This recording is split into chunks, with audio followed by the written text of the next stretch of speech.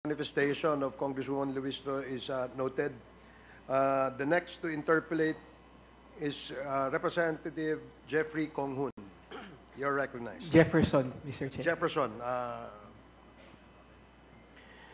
Mr. Chair, maaari ko po bang iparating ang aking katanungan kay Mr. Fernando Magdarao? please proceed. Mr. Magdarao, gusto ko lang pong malinawan.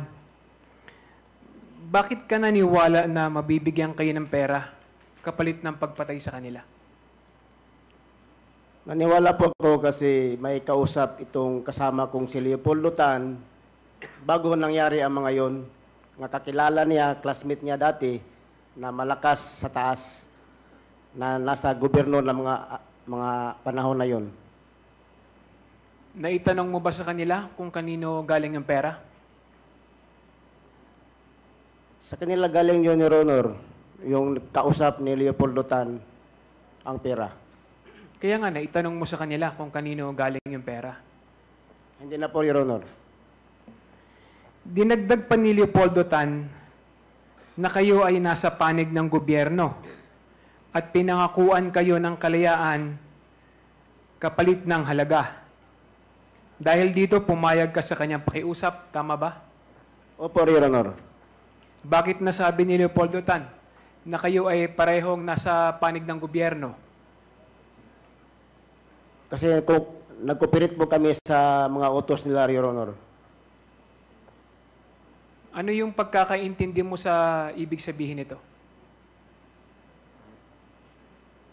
Yung mga utos, Your Honor, nga natupad namin, ginawa namin ang mga utos nila. Ang utos nila, ginawa namin, Your Honor. Pero ang pinangako nila, hindi nila ginawa. Di ka ba natakot sa gagawin nyo ni Leopoldo Tan? Hindi po, Your Honor. Yung tatlong Chinese na inutos sa inyo para patayin, kilala mo ba itong mga ito? Opo, Your Honor. Paano? Nang dahil sa pag-surveillance namin doon sa area nila sa Parin Ward, ayon sa iyong sinumpaang salaysay, no?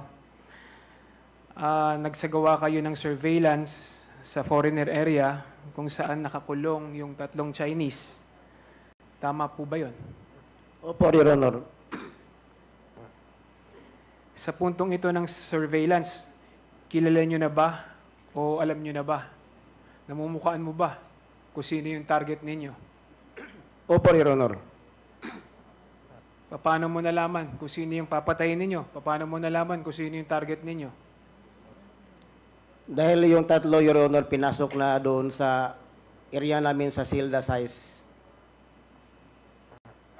Kailan mo nalaman na yung mga target ninyo, ay sa yung salaysay, no? Si Cho Kintong, Jackson Lee, at Wong, kailan mo nalaman na yun yung mga papatayin nyo, yung target ninyo?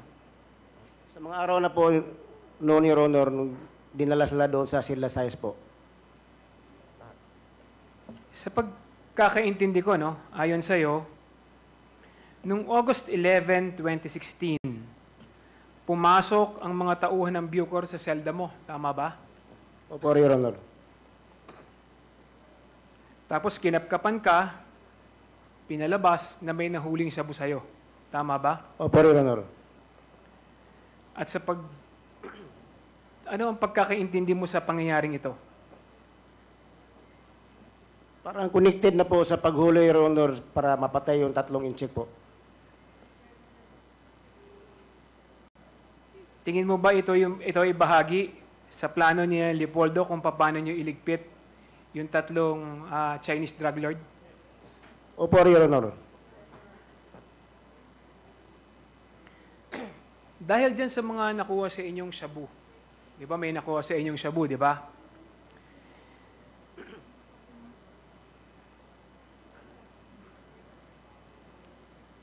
Pinasok kayo ni Leopoldo Tan sa selda. Tama ba? Opo, Your Honor. At ayon sa'yo, dinala ng mga taga-Bucor ang tatlong Chinese nationals sa inyong selda rin. Sino yung nagdala sa kanila sa inyo, sa selda? Yung duty po doon, Your Honor. Taga Biocor po. Kilala mo ba yung mga ito? O sino-sino ito?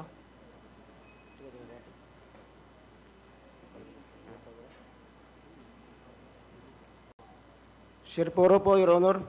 Ang nagdala sa amin doon, sa sila, size. Si Sir Poro. Ayon rin sa iyo nung una, ayaw pumasok nung tatlo. 'Di ba? Sa yung tatlong drug lord ayaw pumasok nung tatlo. Kaya ang ginawa, inilabas muna kayo ni Ginoong Leopoldo Tan. Tama po ba? Yes po, Your Honor. Tapos, pagkatapos, yung umalis, ipinasok yung tatlo, at saka ibinalik yung tatlong Chinese. Tama ba? Opo, Your Honor. Ayon sa iyo, bandang gabi ng araw na yon, pinagsasaksak nyo ni Leopoldo yung tatlong Chinese.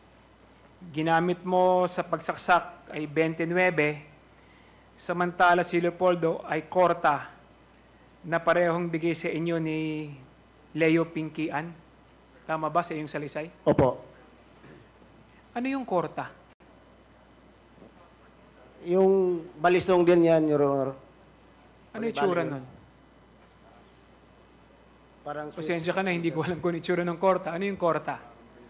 Parang Batangas, Your Honor. Parang maliit lang siya, pero solid siya talaga. Okay. Mr. Chair, wala na po akong katanungan at i-reserve ko po ang aking karapatan na magtanong sa pangalawang round, Mr. Chair. Okay. Salamat, Congressman Kong Hun.